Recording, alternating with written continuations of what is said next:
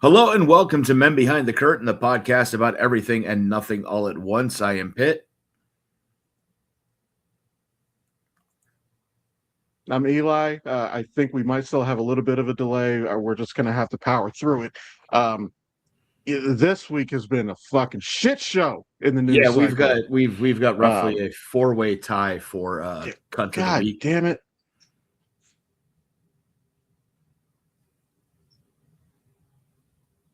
I'm waiting for you to catch up. Um, so the only thing I heard about out of that was cunt of the week, which I think we already know who that's going to be. Um, well, actually, there's going to be two for this week. So four. Okay. Um, so first we have to throw up there first and foremost is going to be Christy Nome because she's a goddamn liar. She completely fucking made that story up. And the second one is going to have to be the fucking ICE agent who's not a fucking cop and his life was not in fucking jeopardy. Trump is probably the third one. Trump is the third one, and I was actually extending beyond that individual ICE agent.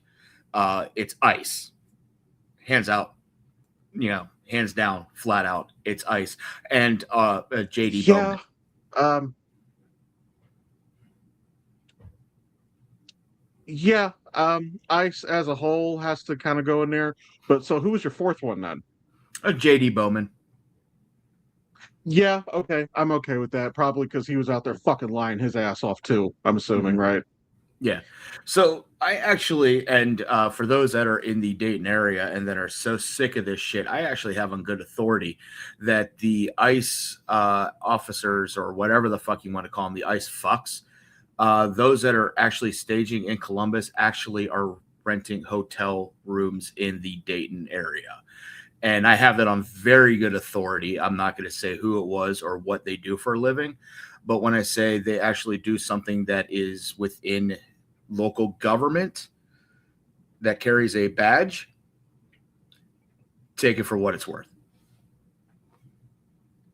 And you know what? I bet I know exactly where they are. And I'm not going to technically this isn't a dox, but I know of a lot of hotels here that are right around the 70-75 junction.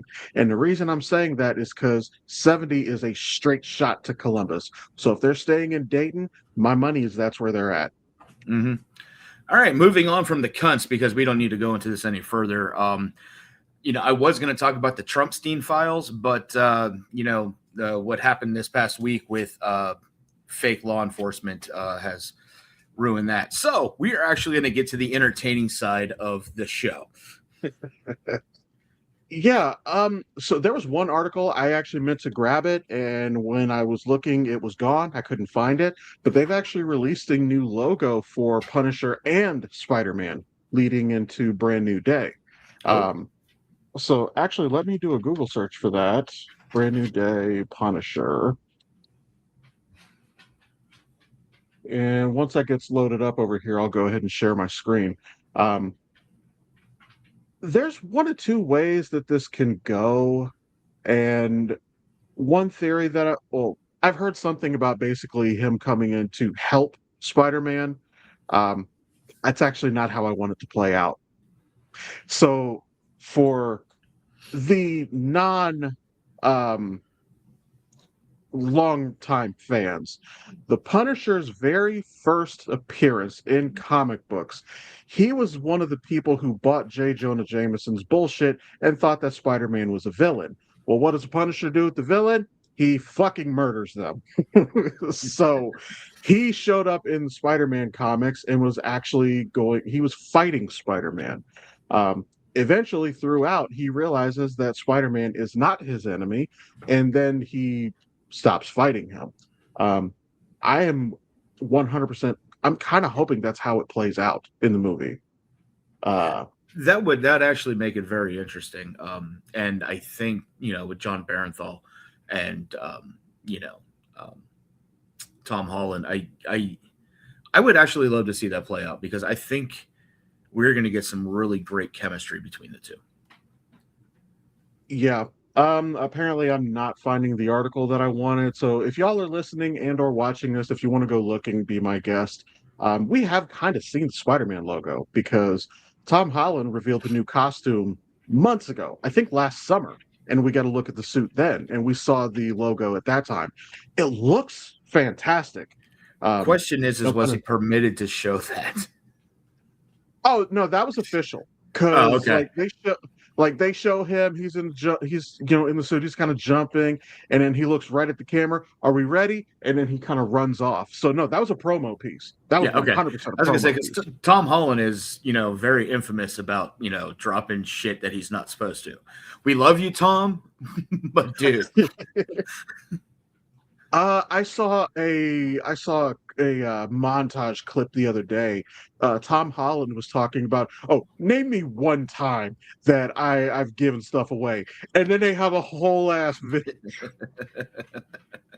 Um, and to his credit, I didn't watch the entire video, but some of the clips up front was literally him saying that, oh, Ruffalo did this too. Like, oh, I filmed so many different endings for Endgame. There was one where um, and he's talking to Chris Evans, Steve Rogers. There's one where I think you died. There's one where you got married, and we know that he did get married. So, yeah. um, speaking of which, I'm assuming you've seen the trailers that they've been doing for Doomsday. I've seen a few. I know one of the trailers it was prior to Avatar, Fire and Ash. I Um, believe that was Cap. yes, and there was another one where I believe Thor was kneeling, asking Odin for strength, and it was basically from the viewpoint of Loki. And then I didn't take it that way, but that would be interesting. there was another one that had X-Men. yes, yes, with Cyclops.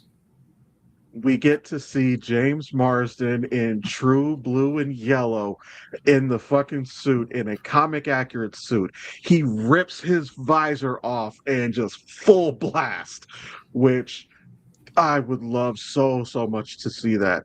However, It better be in the there, fucking movie because Marvel is very fucking dicks there when it are, comes to teasing with their trailers. I can only think of two reasons why Cyclops would do that. Both of them would be a death. One is Xavier, and the other is Jean. And if I'm right, I honestly would prefer it to be Xavier because I I love Patrick Stewart in the role. Patrick Stewart redefined the role. He was not a Brit before Patrick Stewart. So he really changed the character. He changed the character in a way like Heath Ledger did for the Joker. He did a lot for that character. However, Patrick Stewart, he's retired from that role like twice already now. Well, I mean, Patrick Stewart's what, like 86? I know he's in his Something like 80s. that. So, he's eventually going to have to bow out of, performing arts in some way, shape, or form. I don't want to see it happen. I mean, it's Sir Pat we're talking about. But at some point, he's going to have to bow out. Although I'm on the other side of that, and I'm hoping it's Gene. And here's why I bring this up. Can you imagine? Yes, the official DCU, or not DC, but the Marvel Universe,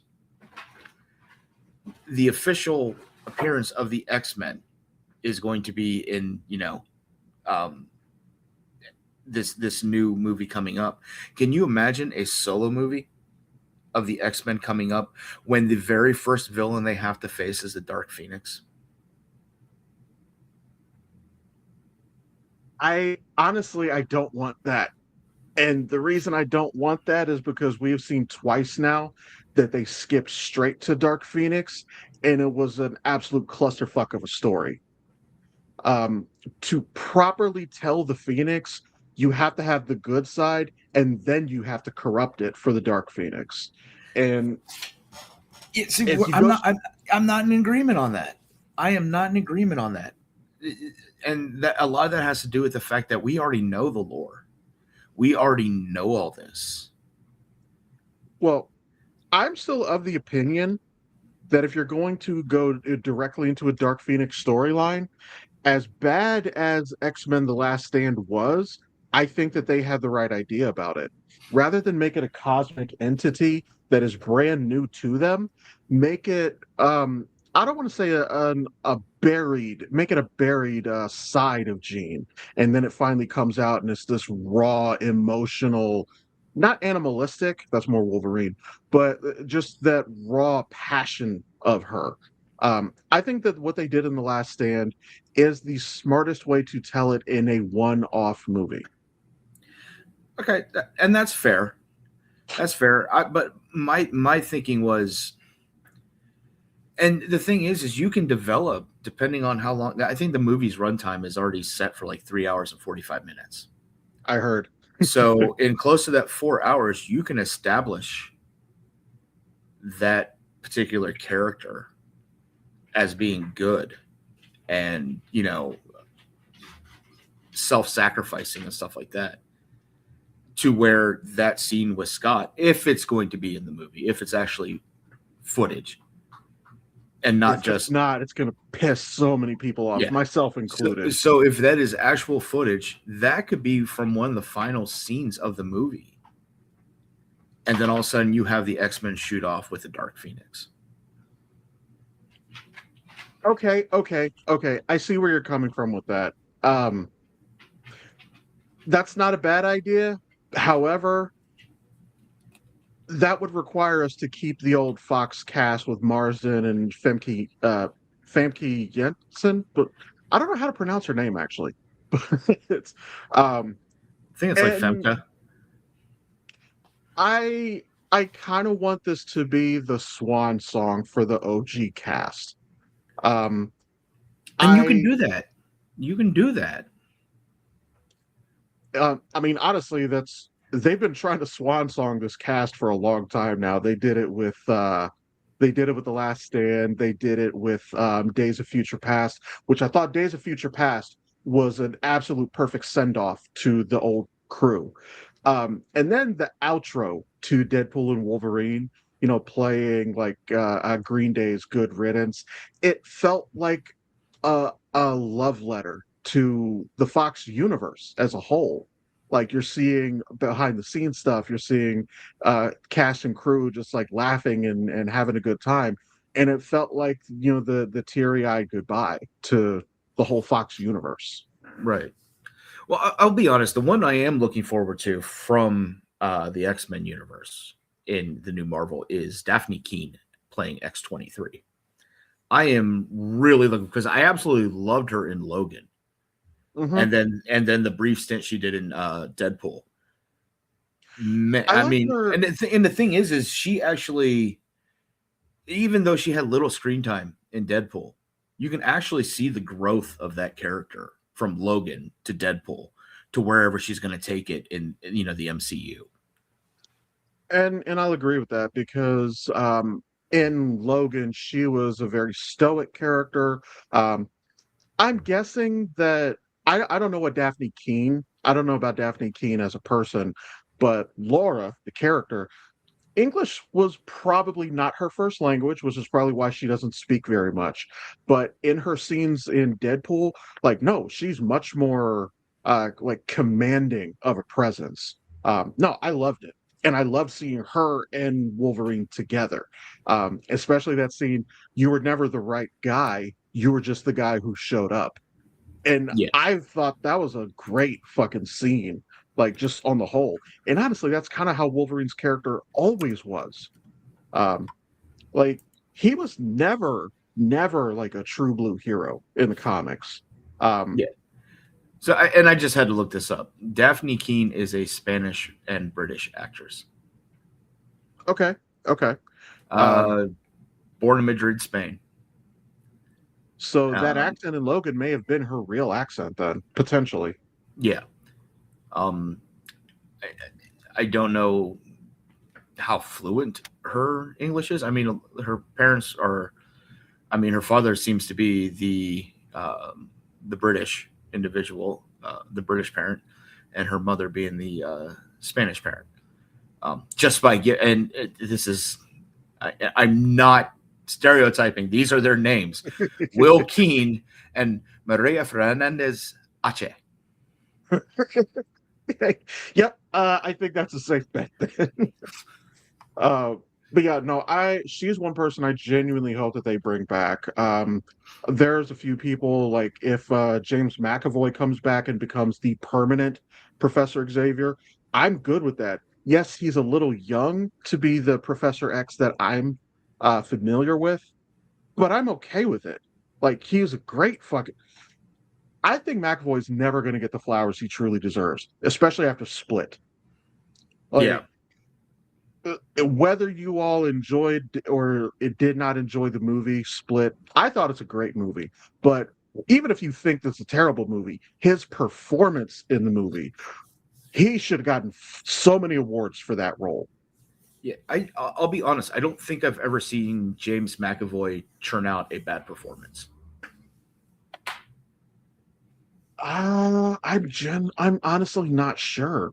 And well, let me rephrase that. I don't know that many roles from him. Like I know he was in that movie Wanted with Angelina Jolie. I never saw it. It seems a little cringe, but it seems like one of those movies that's a bit intentionally corny, like with some of their action. Like they have the bullets collide in midair.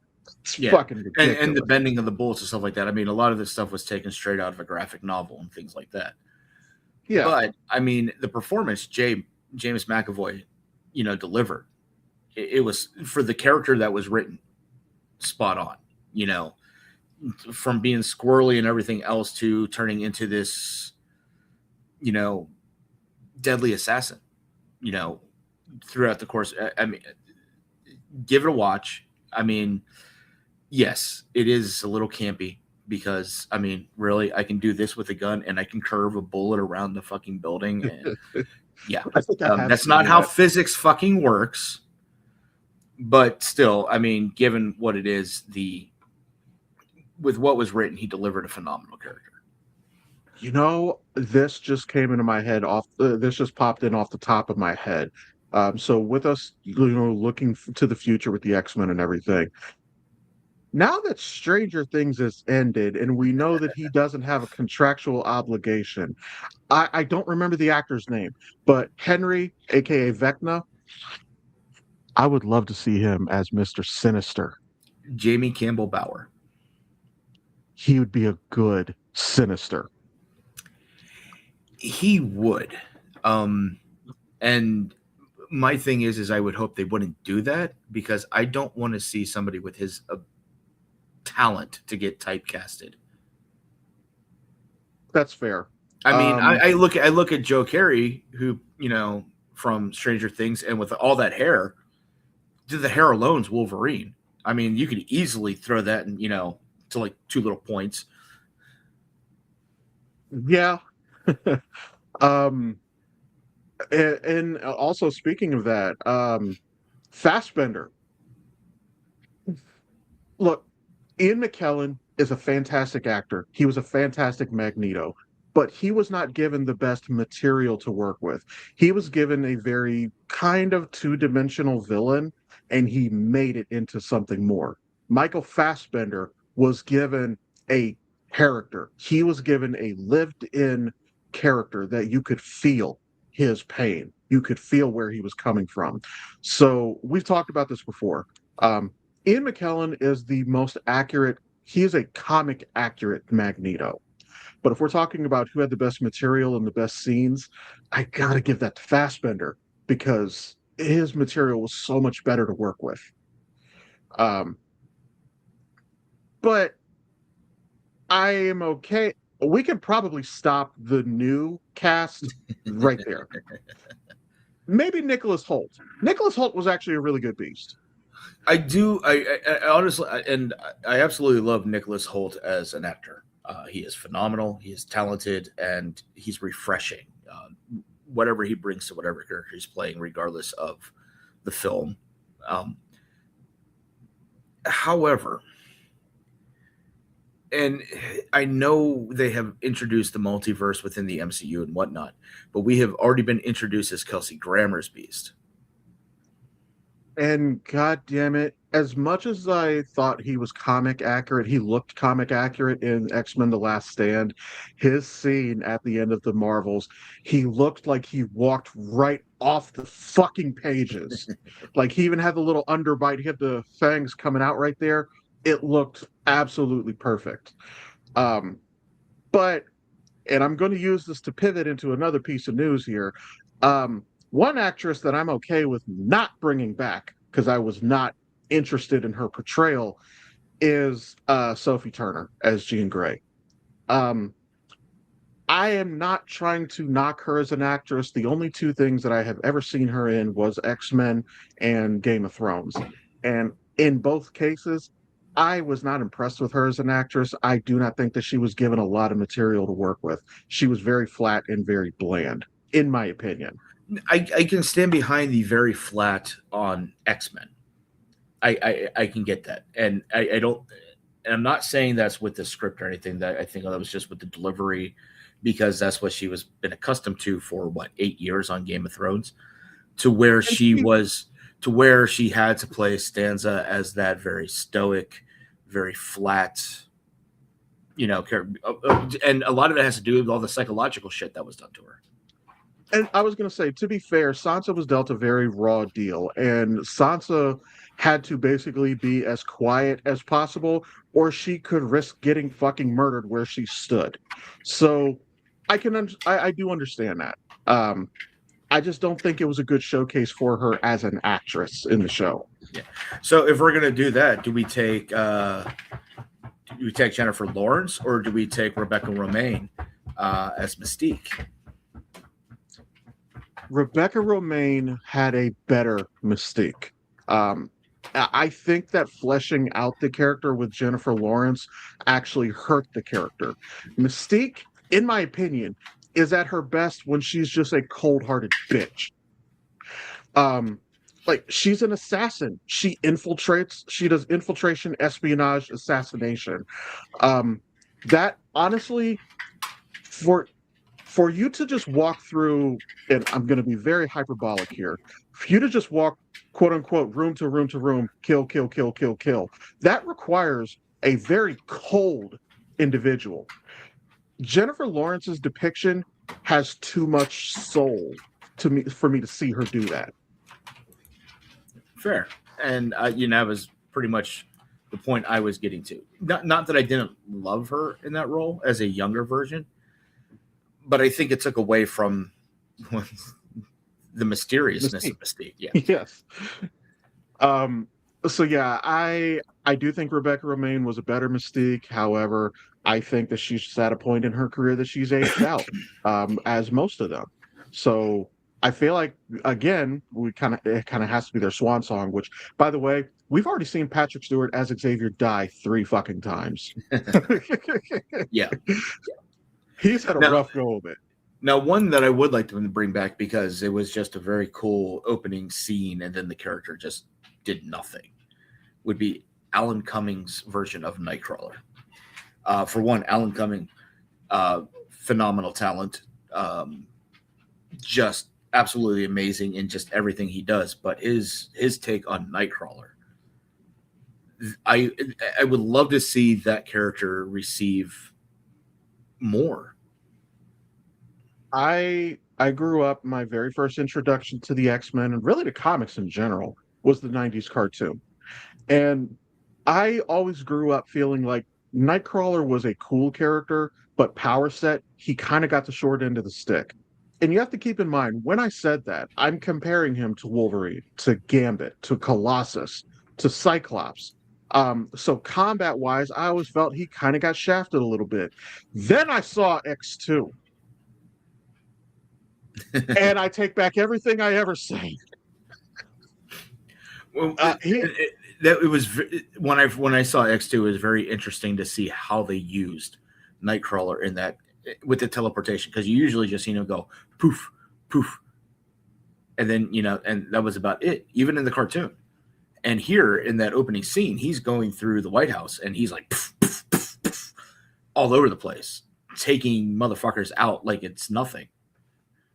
Yeah, that completely changed my opinion of the character. I would love to see Alan Cummings.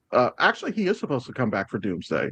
Um, I know that they did recast. They had a younger Nightcrawler in, I believe it was Apocalypse, Yeah. but he didn't give enough. He wasn't given enough for me to want to see him again. Let's put it that way. Not a knock on the actor. He just didn't get enough screen time and enough performance for me to say I would love to see him come back. Alan Cummings did. Um, Olivia Yeah. Munn is not going to come back as Psylocke, but God, I Oh want her darn. to. Because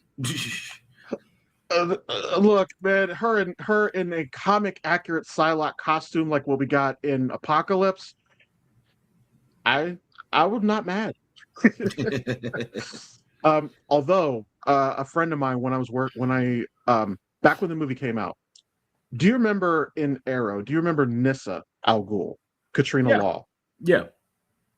He thought she would make a great fucking Psylocke, and I cannot disagree with that statement. I could see it. But since you brought up DC, we have a very interesting casting for the Batman movie that's to come. I think Sebastian I've heard. Stan as Two-Face, Harvey Dent.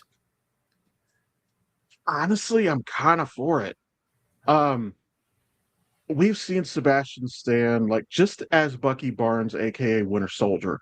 He actually, you know what? I'm a little surprised that he can because I thought there was a contractual restriction that they can't jump ship. But I don't know. Um, He may not be jumping ship if you think about it, depending on when that film is set to go into production.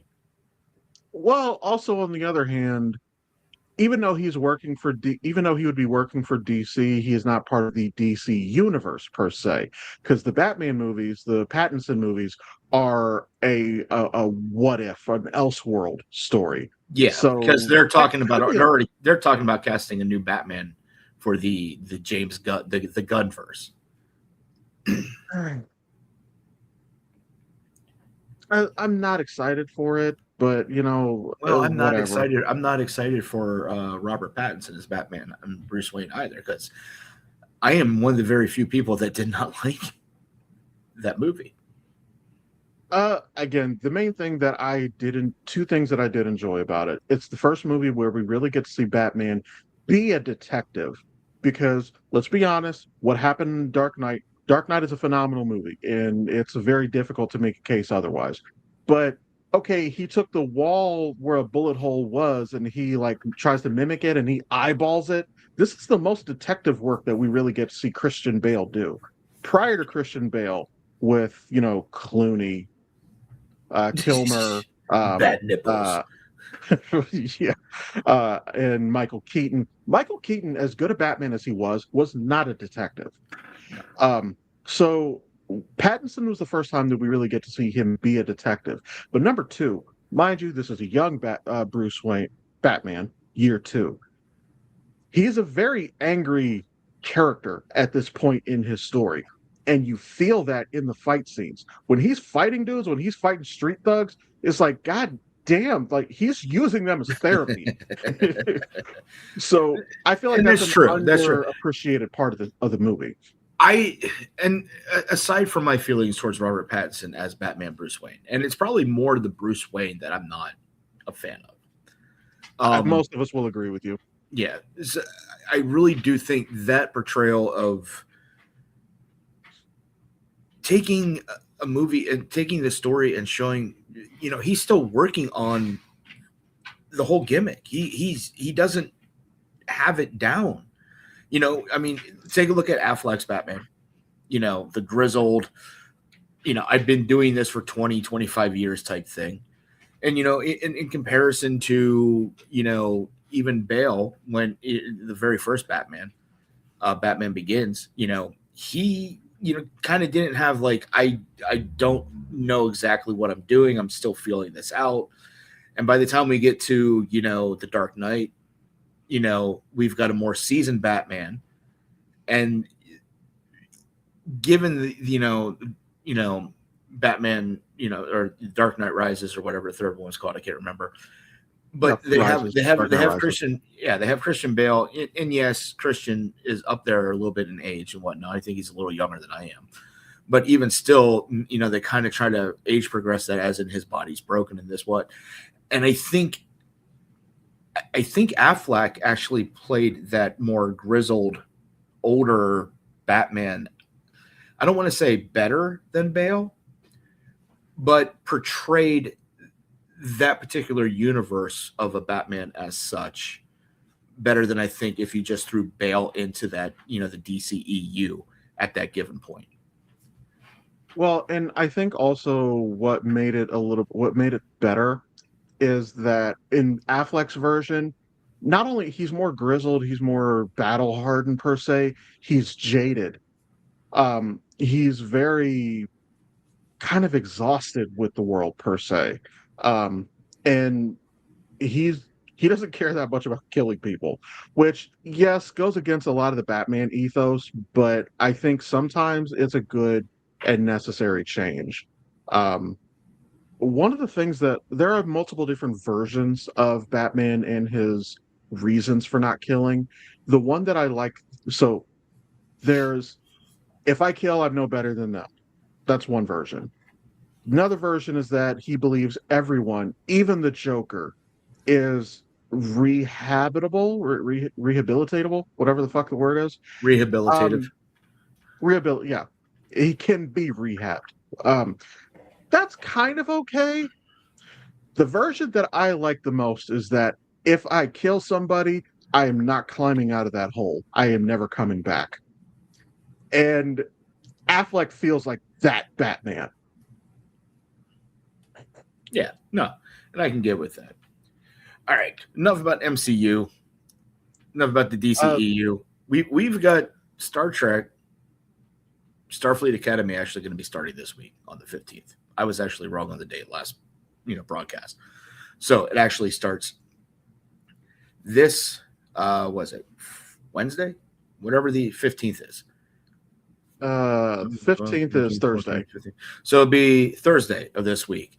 And we see some returning characters from Discovery, such as Tig Notaro, who plays one of the engineers. Absolutely love Tig Notaro. She is hilarious, and the character she portrays is absolutely amazing. We got Mary Weissman coming back, to be an instructor at Starfleet Academy. And here's the surprise to that cast list: Robert Picardo, the Doctor from Voyager. Yeah, the hologram. Robert Picardo is coming back to reprise the role, not particularly that said Doctor, but he is coming back to reprise the role as the EMH. I can't makes me wonder if maybe the hologram Doctor is based on that character. Like as an example, and not to go off course here, but Lance Henriksen in the Alien series. So in the very first movie, he's an android, Wayland. Well, in Alien versus Predator, he is the corporate dude, Wayland. So it creates the idea that the android Wayland is modeled after the human Wayland who dies in Alien versus Predator.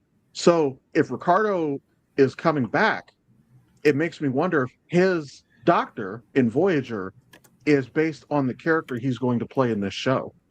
That would be a really cool piece of lore, too, by the way. And yes, I do know there was for the EMH there was an episode of Voyager where they actually had Robert Picardo playing the developer of the EMH, and I'm trying to find it. Okay. What the actual character name was. So yeah, the EMH was developed at Jupiter Station in 2360, of course, temporary, and it's not telling me the doctor's name who actually developed it, but so there was an episode, where it in the holodeck he was trying to get some answers and stuff like that, and he was going, the person who actually created it. So that was actually the image. So it was actually technically based off a human, and the holodeck, the holo program was actually designed to look like said doctor. There are other episodes where there's other EMHs, and one of the episodes was Andy Dick. Oh God. Dr. Louis Zimmerman. Our producer just found that for me, and it was Dr. Louis Zimmerman, who the EMH was modeled after. I may have to The check one that show out. I don't produce, I don't have the fucking answers. So I may have to check that out, especially like I'm in a little bit of a show hole at the moment. Just one thing I was going to throw out there before we wrap up. Just when I was talking about Sophie Turner a little bit ago, I was going to pivot and point out that apparently she's actually being cast to play Lara Croft in a TV show for Tomb Raider, a live action TV show on Prime. I'm not sure about this, is but that the one that's also going to have Sigourney Weaver? It is. I'm partially looking. I'm kind Since of we're not talking looking forward- aliens, we have a tie-in right there too. I'm a little bit not looking forward to it because Lara Croft has gotten a little bit overkill. We've gotten Angelina Jolie. We had Alicia Vikander. You have the animated version with Haley Atwell, I love Haley Atwell voicing Lara Croft. Honestly, I just love it's Haley so great. I love Haley Atwell too. So I'm almost not for Sophie Turner doing this just because it feels a little bit of oversaturation. However, this could give her the showcase that I have not yet seen. So I'm going to approach this a little bit cautiously optimistic. But what I was going to say, you talking about Star Trek, so I'm a little bit between shows at the moment because I was going to pivot with this earlier because I just watched a show with John Bernthal called His and Hers. John Bernthal and Tessa Thompson. Oh yeah. It's a bit of a murder mystery. He is a county sheriff. She is a reporter. There is a murder, and they're trying to. The initial minutes of the show set Tessa Thompson up. It looks like she's the one who killed someone, and I approach this like it can't be that simple. All I'm going to say is it's not that simple, and the twist to this show, I have not seen a twist this good since the first Saw movie. Huh. So Okay. that's all I'm going to say. But so it might be time for me to finally get into some of these Star Trek shows because I'm between shows at the moment. Yes. Yes, you do. And maybe then we can talk about those shows a little bit more in depth because mostly that's been a one-sided conversation up to this point. All right. I know dishonor on my house. I know. For those of you who are listening and not watching, he held up a fucking a Klingon. I think it was actually one of the ones from not First Contact, Generations. I think it was. It's Gowron. Yeah, he was one of the ones on the Bird of Prey. Yeah, but that we're kind of out of time because I know he's also a little bit on a bit of a schedule here, so we're going to go ahead and wrap up. But thank you for listening. Thank you for watching. Feel free to check out our other socials. We are going to do another Valmont live stream this coming Saturday. I was going to do it yesterday. I dropped the ball with planning it. We're going to do it this coming weekend. So you guys can look for that. And of course, go check those episodes out right now. But other than that, thank you for listening and or watching, and see you next Tuesday. Be you.